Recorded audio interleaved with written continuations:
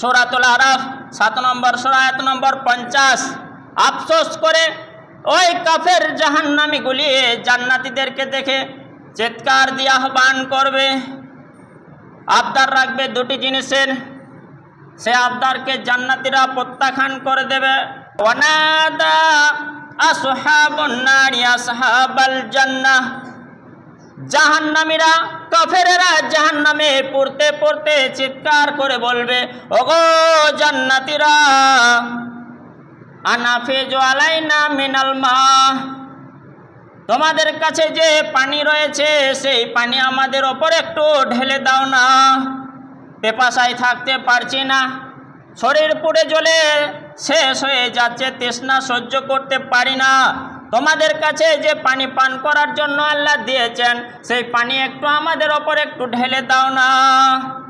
আও মিম্মা রাযাকাকুমুল্লাহ, অথবা তোমাদের কাছে যে খাবার আল্লাহ তাআলা দিয়েছেন ভালো ভালো খাবার ফলমূল, সেই খাবার কিছু আমাদের দাও না। আবেদন করবে কারা? এই দুনিয়াতে যারা কাফের অস্বীকারী তারাই জাহান্নামে থাকবে, জাহান্নামে থেকে জান্নাতীদের কাছে আবেদন করবে দাও। জান্নাতীরা কি বলবে উত্তরে?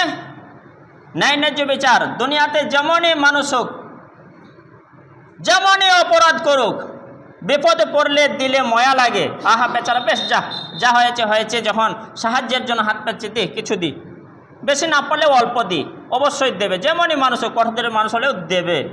কিন্তু জান্নাতের মধ্যে অর্ডার নাই, পারমিশন নাই।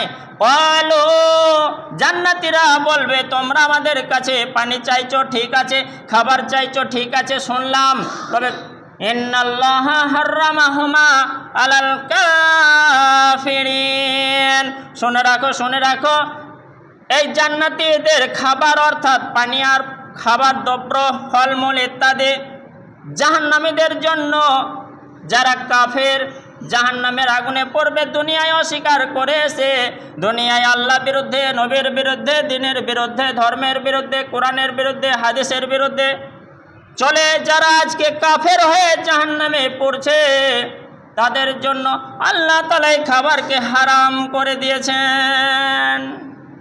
তাহলে জাহান্নামেও হারাম খাবার থাকবে। ওই জান্নাতীদের খাবারগুলি হারাম কাদের জন্য? জাহান্নামীদের জন্য, যারা কাফের তাদের জন্য। তাতে যদি তোমাদের জন্য হারাম না থাকতো, আল্লাহ হারাম না করতেন, চাইলে অবশ্যই দিতাম। আমাদেরকে মায়া লাগছে, সত্যি কষ্ট লাগছে দেখে, আমরা অনুভব করছি, কিন্তু কিচ্ছু করার নেই। আল্লাহ যেহেতু এই খাবারটা তোমাদের জন্য হারাম করেছেন, দিতে পারছি না। এবার আসুন একটা মূল্যবান হাদিস শোনাই। দুনিয়াতে যারা কাফের হয় অবশ্যই তারা জালেম হয়। জালেম আর কাফের পাশাপাশি সৎ ভাইয়ের মতো দুটি গুণ। দুনিয়াতে যারা অস্বীকারী হয় তারা বিদ্রোহী হয়, জালেম হয়।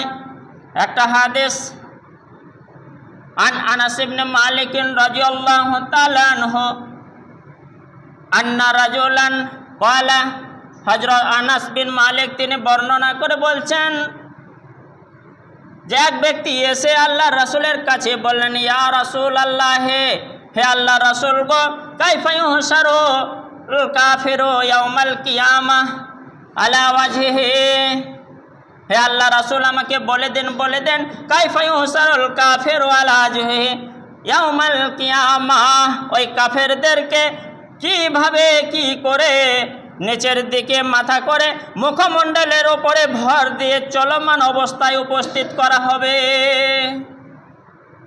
সেই সাহাবী আগে শুনেছিলেন যে যারা কাফের, যারা জালেম, তাদের দেখেন আজকে মাথা উপরে, মাথা থাকবে নিচে, মুখমণ্ডলে হাঁটবে, মুখমণ্ডলে চলবে, চলে না সাপ, পাবিহীন, কেঁচো, পাবিহীন আরও অন্যান্য পতঙ্গ আছে, তো এই মুখের ওপরে, চেহারার ওপরে তারা চলবে, সেই জালেমগুলি, কাফেরগুলি। সেই সাহাবী বলছেন, কেমন করে আল্লাহ রাসূল গো, বলুন বলুন। ওয়ালা রাসূলুল্লাহ, সকলে বলুন সাল্লাল্লাহু আলাইহি ওয়াসাল্লাম।